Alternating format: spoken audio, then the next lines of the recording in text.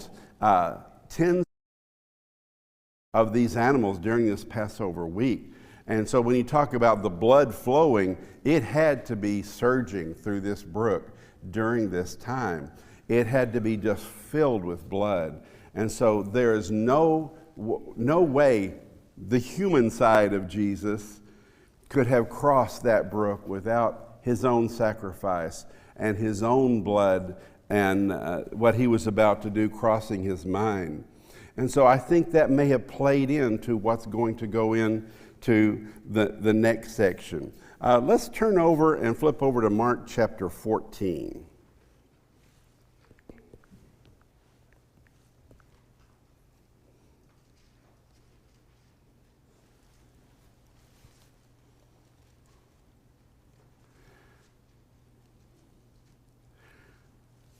Okay, let's look down at verse 38. Once again, the disciples, he's taken them into the garden. He's gone off to pray. They've fallen asleep. He comes to them and he says, "Watch and pray that you may not enter into temptation. The spirit indeed is willing, but the flesh is weak." Do you think when he's mentioning this passage that he's only referring to their falling asleep while he went to pray? I used to, but now it seems that he's talking, since he's asking God for a different plan, perhaps. Okay. I used to think that as well, is that he was just talking to, kind of chiding and scolding them, much like we would a child. You know, can't you stay awake? You know, basically, you say good things, but you don't follow through. The spirits, you know, you say one thing with your spirit, but you can't keep your flesh under control. And I thought that at one time that he's just scolding them and kind of disciplining them in a way. But as we see him go through this experience, do you think that he is not also saying something about himself, something about the conflict that he is fixing to go through? How can we know that this was a difficult time for Jesus?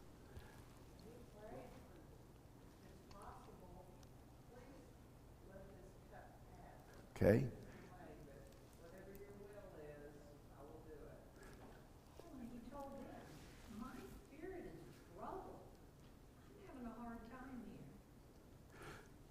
You know, I think it's kind of interesting you bring that up. He says, "My spirit is troubled." How do you think that describes the spiritual and emotional state that Jesus was going through? We just don't really have good words in English, do we, to describe that kind of anguish. Have you ever had a time in your life when somebody tells you, "Are you okay?" And you can't give an answer? You really can't describe what's going on inside. And so one of the things that I found with New Eyes is that Jesus may not only be talking to the disciples, he may be talking to himself about that his spirit is willing to obey the Father. His spirit is willing to do what he's sent here to do. But Jesus was fully divine, but he was also what? Fully human.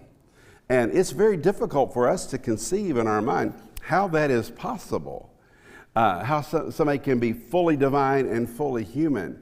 Because I always wanted to attribute the fully divine side that, you know, this really wasn't that hard for Jesus because he's God. He's the Son of God. He knows what's going to happen, and he knows what's going to happen after what happens. And then he knows what's going to happen after that. And so that his divine side would just overtake and take care of the human side. Milt? I was just saying, how do we know that he's troubled and all the things that have been said, but when it talks about him sweating as drops of blood, and from what I hear, under extreme stress, that happens. People will sweat almost like blood. Mm-hmm. We're going to get into, I actually got the name for that in here. I think you've been peeking at my notes. But But yes, we know the stress. And one other passage that I looked at, that when it talks about that Jesus is tempted in every way, such as we are, right? What was the purpose of Jesus being tempted in every way, just as we are? If he wasn't human, there couldn't really be a reason. But I think we can see from him being tempted and from his situation here, as well as the behavior, going to sleep and so forth. The apostles have humanness also.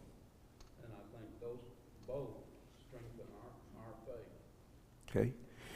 He's saying that his humanness being tempted, that he is human just like the apostles. They had had a long day. If you remember, they walked a long way just to get to the upper room. And then they had their Passover, and then they came here. It's been a long period of time, an exhausting period, not only for Jesus, but for the apostles. And so the human side comes out. The temptation to give in to the human side is there. But one of the purposes of us seeing this human side, in fact, I kind of wanted to know, why is this story even here? You know that it says that he took the disciples with him to the garden, and then he leaves them.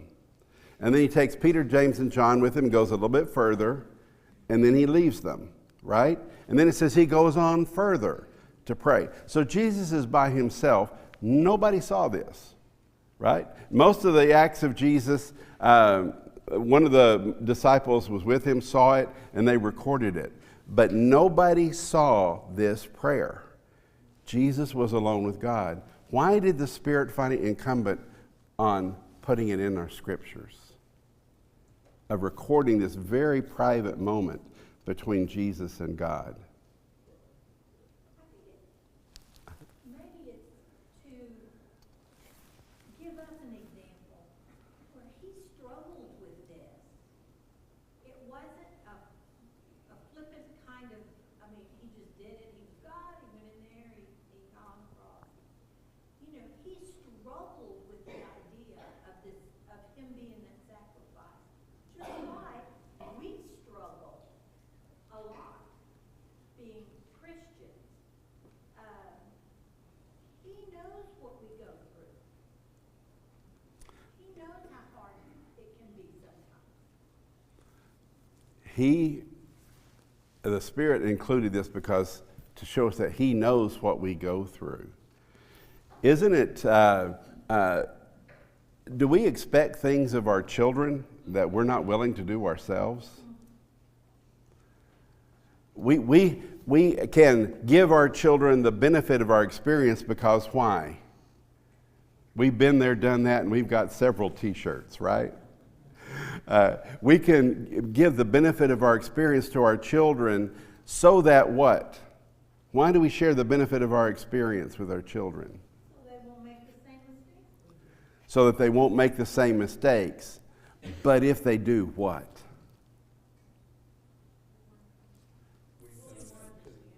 I'm sorry? We'll be more understanding, but there's hope, right? There's somebody to help you through it. If we're more understanding, we've been there, done that, we can help them through it. We will go through it with them. It shares our willingness to go with them through their struggles. And so Jesus, in the Spirit relaying this to us, shows us his willingness to show us struggle, to show us how to go through conflict, to show us how to have that side of us, our spiritual side, battle with our physical side, and yet still be able to come out victorious. Betsy?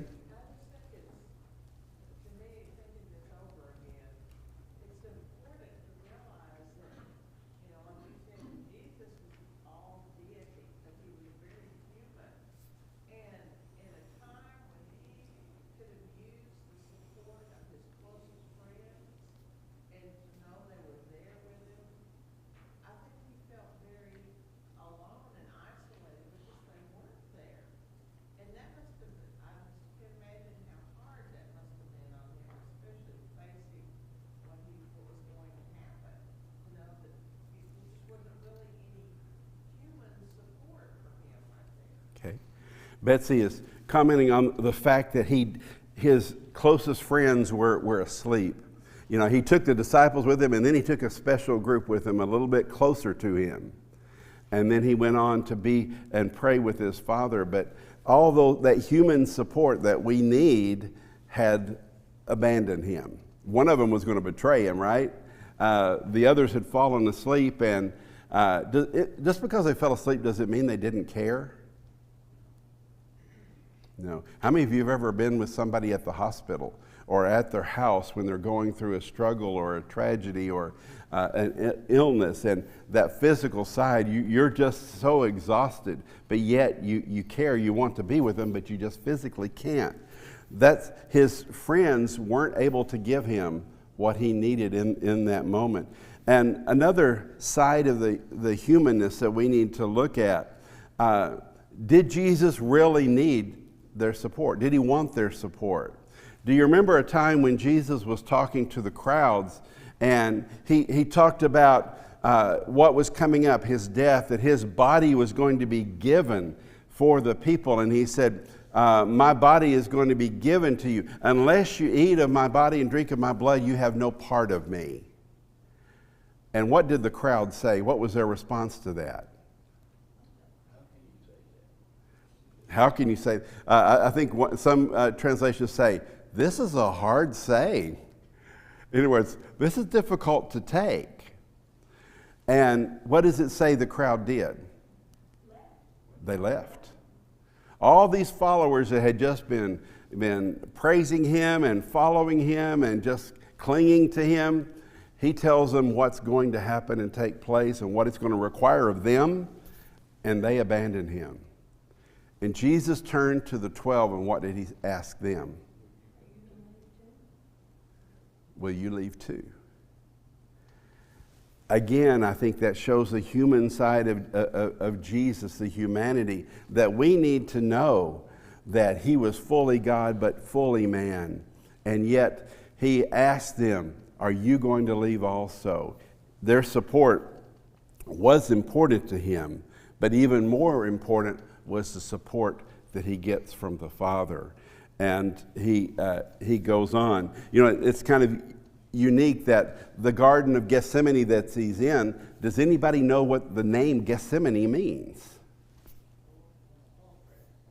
Oil press. Okay, it means oil press. The way that they get the olive oil out of the olives is they take it, put it in a press, and they crush the olives. And so the olives are crushed in order to get out the, and olive oil was actually used a lot for healing. It was medicinal in value as well. And so you could say that the olive has to be crushed in order to receive the healing liquid. What happened to Jesus? Let's turn over to Isaiah chapter 53.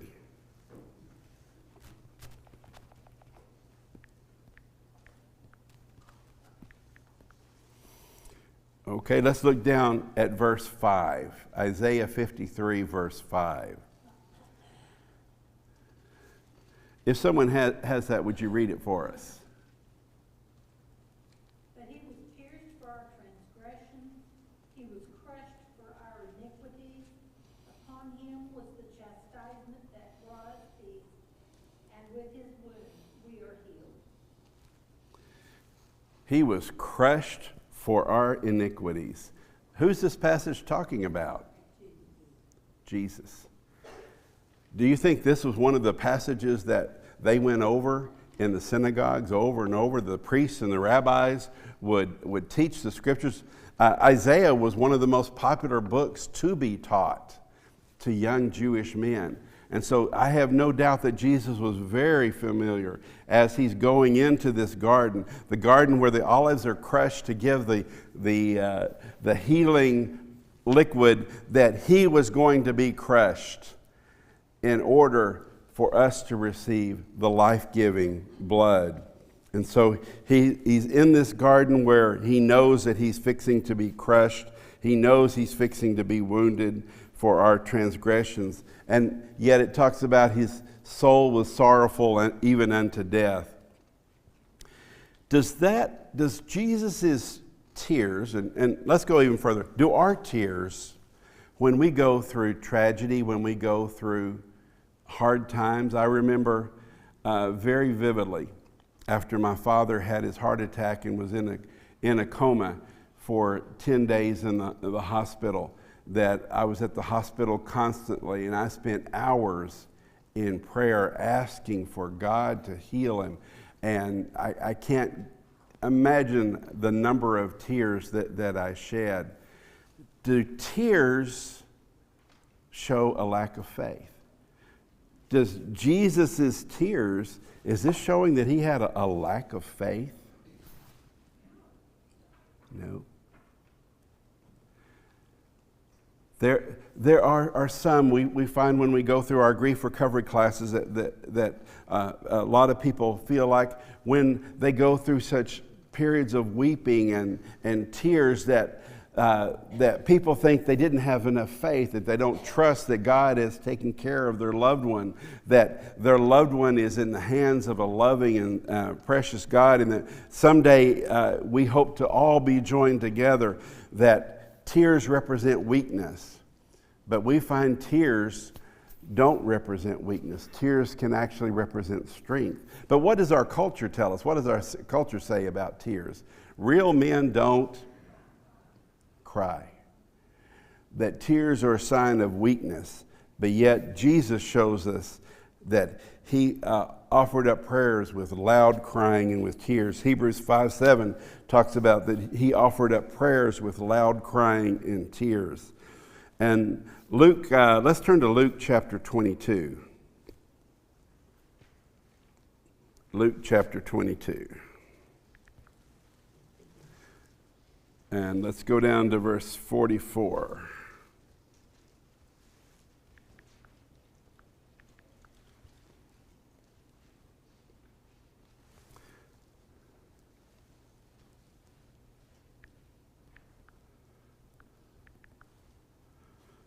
Okay, here we go.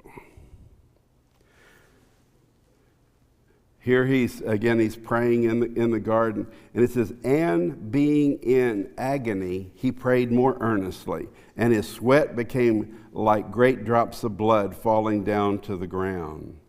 And when he rose from prayer, he came to the disciples and found them sleeping for sorrow. It is kind of interesting that Luke chose to put in here that part of their exhaustion was the sorrow of what he has told them is going to take place, of what they're anticipating happening. But it does say that his sweat poured like blood. There is a physical condition called hematosis in which you can get so emotionally upset and stressed that blood can actually seep through your pores, through your capillaries, if I said that right, capillaries, there we go, that blood can actually seep through your pores from the capillaries. But even if it didn't, it says sweat poured like blood. Have you ever been so stressed that even though the temperature outside is cool, which, this isn't the cool time of year. He's not in the heat of summer. This is the cool time of year. But yet you can still sweat so profusely because of your mental and stress that you're going through. What kind of suffering did Jesus experience at this time? What type of, was he going through physical anguish? Okay. Emotional, physical, emotional, and what else? Spiritual. Okay? So he was being attacked by Satan on 3 different levels: physical, emotional, and spiritual, of knowing what he was about to go through. Lisa, I think you had your hand up a minute ago. Oh, I'm sorry. Okay. Thank you. Jesus' death was going to be so unique. No man has ever suffered the way that he did. His death was also unique. So his suffering and death were both unlike anything that we had seen before. But one of the things in my fresh study this week is Jesus prayed over and over for this cup to pass from me. What is the cup? Why does he use the phrase cup, do you think? Why did Jesus choose to use the word cup? Any ideas? Well, in my study this week, I have an idea and I'm going to share it with you. Let's turn to Psalms chapter 75.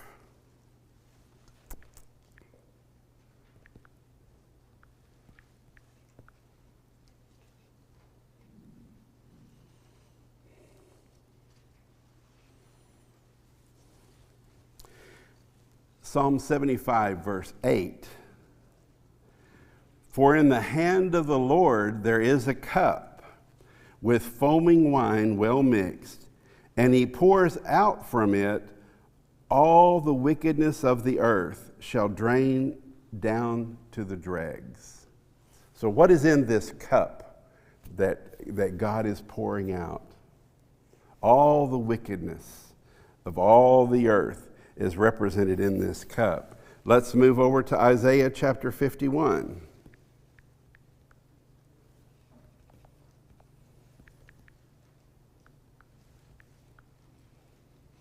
Okay, down in verse 17.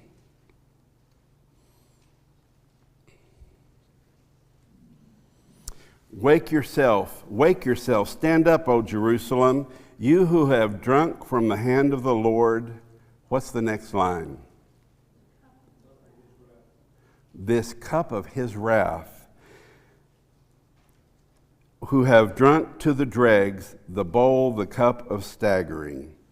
So here Isaiah refers to it as the cup of God's wrath. Let's look at Jeremiah chapter 25.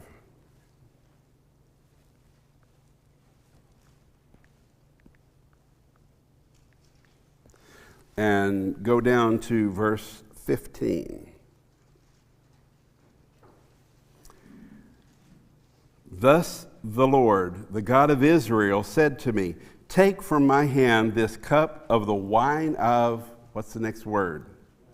Wrath, and make all the nations to whom I send you drink it. They shall drink and stagger and be crazed because of the sword that I am sending among them. It calls it the cup of wrath. Did anybody else have another translation that maybe used a different word instead of wrath? I'm sorry? Fury. In some of the versions, it uses in all three verses that it's the cup of fury.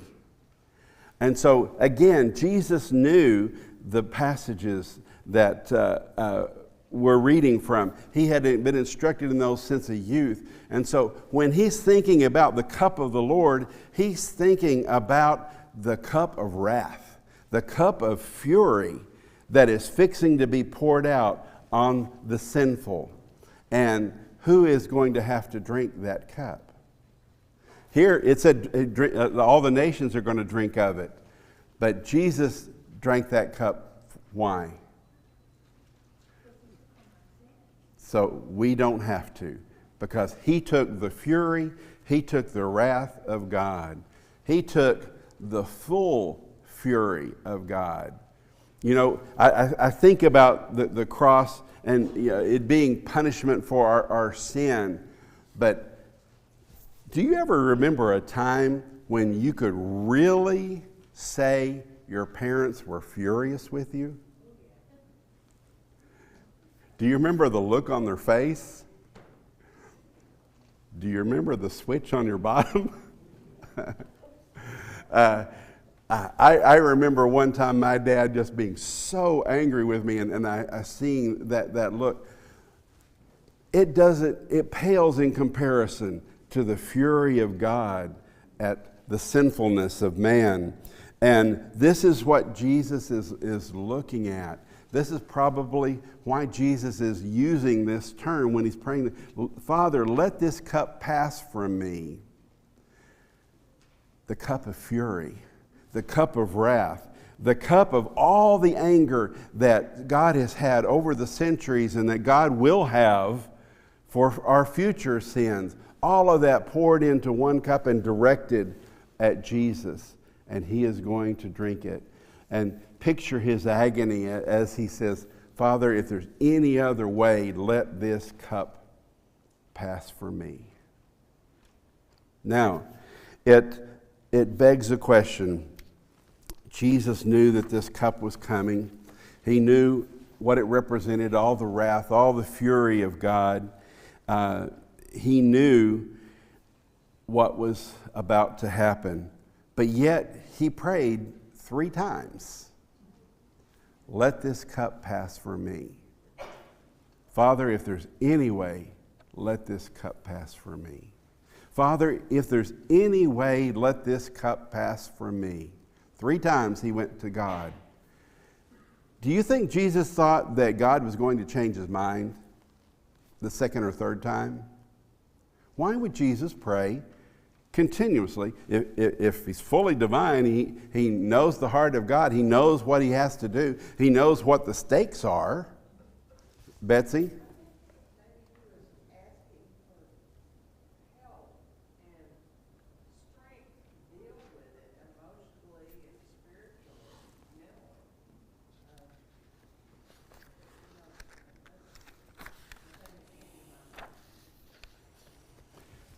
Okay, he's asking for strength. And this is, again, a new thought that I got this week when I was studying this lesson. Why is the purpose of repetitive prayer when the answer may be even apparent? What we find is that Jesus, in his repetitive prayer, each time he prayed, his resolve grew. His determination that not my will, but thy will be done. Each time he went to God, he was more determined to submit to the will of God. And each time he said that, do you know, why do we tell our wives and husbands that we love them? What's the purpose? Don't they know it? To assure them, to reassure them. Could it be also sometimes just to give them joy? You know, just to make them happy, just to let them know how much they are. I'm sorry?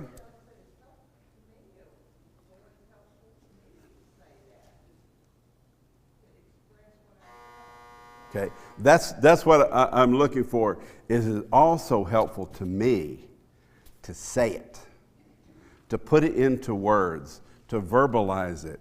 And what Jesus did here 3 times is he gave an admission of submission, if you will. He admitted to the Father that I am going to submit to you. 3 times he said, not my will, but your will be done. And each time growing stronger in his commitment.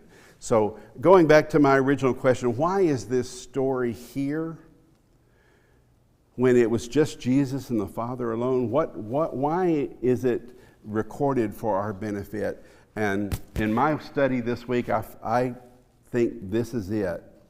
This is what Jesus showed me how to handle a crisis in my life.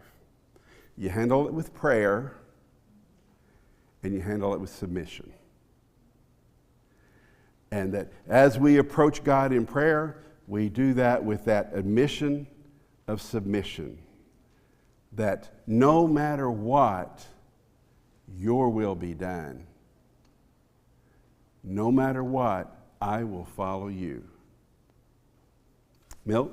I think it may also be partly to assure us that we're not the only ones who feel pain. Even Jesus went through this kind of a thing. And when we see that even this happened to him, it may increase our faith and our ability to withstand these kinds of things. Seeing him go through it, it gives us the hope that we can overcome similar. Roger? When you talked about the physical aspect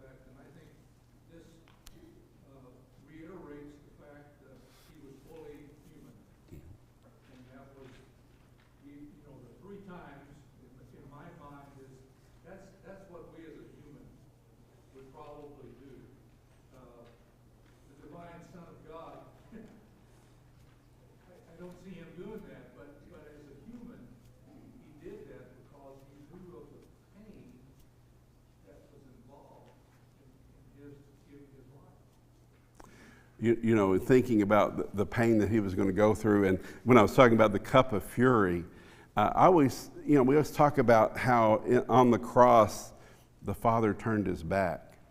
And Jesus says, Eli, Eli, lama sabachthani. My God, why have you forsaken me?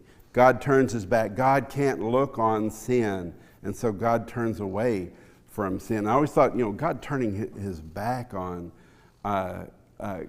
Jesus, but I never thought about God looking on Jesus with fury, of God extending wrath toward Jesus and the pain of that separation of that relationship.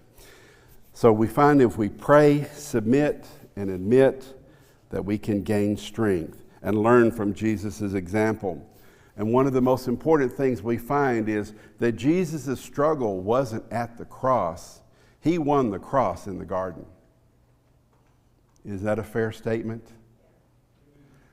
There was no battle at the cross because a battle had been fought in the garden. When Jesus decided to submit to God, that's when the battle of the cross was won. And that's how he could get up and rise up and say, come and go. The time's at hand. Let's do this. To borrow a phrase from the guy on that airplane back on 9/11, let's roll. He said, he's committed. Let's do it. Thank you.